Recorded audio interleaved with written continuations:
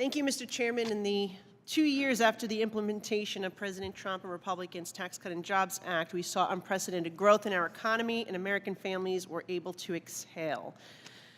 We saw higher wages in the first 2 years after the law was passed. Workers' wages grew 4.9% faster than inflation. Lower wage workers saw 50% higher wage growth than those with higher incomes. Income inequality decreased, and the poverty rate reached its lowest point in half a century. Tax cuts across the board. The nonpartisan Congressional Budget Office found that the 2017 law reduced federal tax rates for families at every income level, while actually increasing the share of taxes paid by the top 1% of American households. We also saw bigger deductions. The 2017 law doubled the guaranteed deduction, also known as a standard deduction, providing tax cuts and easier tax filing. And today, 9 out of 10 households claim the guaranteed deduction, which reduces their tax bill and eliminates the headache of tracking receipts and itemizing. Very beneficial to middle-class families that I represent. That all changed when Democrats took control of the federal government in 2021. Of course, COVID played a role, but look at what is happening now. Families are struggling. Why? Because the Democrats took control of the federal government. They continue their inflationary policies, the Green New Deal tax credits, billions of dollars to corporations. In fact, the so-called Inflation Reduction Act included a $50 billion tax hike to Main Street while shelling out over $650 billion in special interest tax breaks for big banks and other corporations. And the JCT did an analysis that shows it was the corporations with annual gross receipts over $1 billion that are receiving over 90% of the green electricity investment and production tax credits. So when the other side says that it's the Republicans that are always looking out for the wealthy corporations, I think this analysis speaks otherwise. Well, I want to go back to the standard deduction because I actually introduced the Working Families Tax Cut Act, which would provide a $4,000 guaranteed deduction bonus for the next 2 years. The current level for joint filers is $27,700 because of current levels of inflation. Let's say the inflation adjustment for 2024 tax year is $1,300 for a total of $29,000.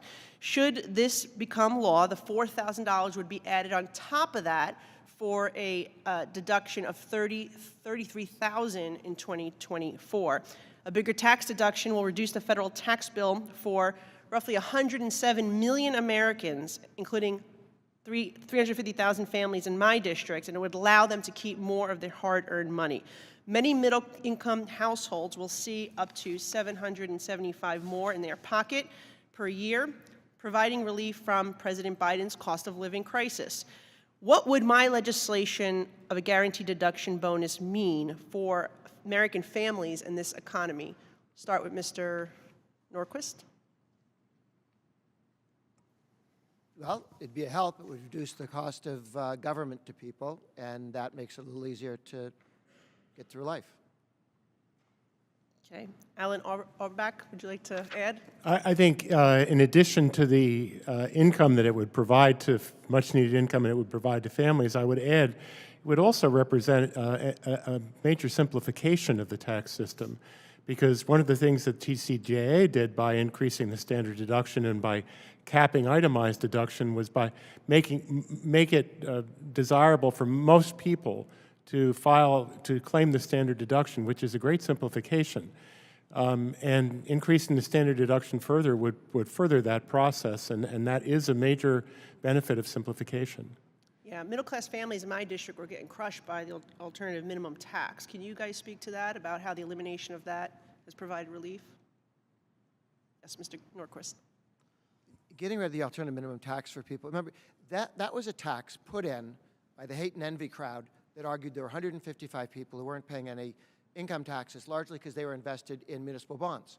Now, why one wants to subsidize loaning money to governments as opposed to productive factories is beyond me, but that was a decision by the government. So if you loan money to a city or a state, that you wouldn't have to pay taxes on it, and some rich people did that. So 155 people were paying no income tax because they were investing in lower returns. They decided to punish that, to come up with the alternative minimum tax, and they ended up hitting as many as 30 million people, or were about to, before the Republicans took that out.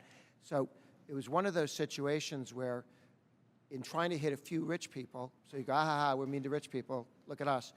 They ended up hitting millions of middle-income families, and undoing that damage was extremely helpful and a true blow to the hate and envy crowd. Right now.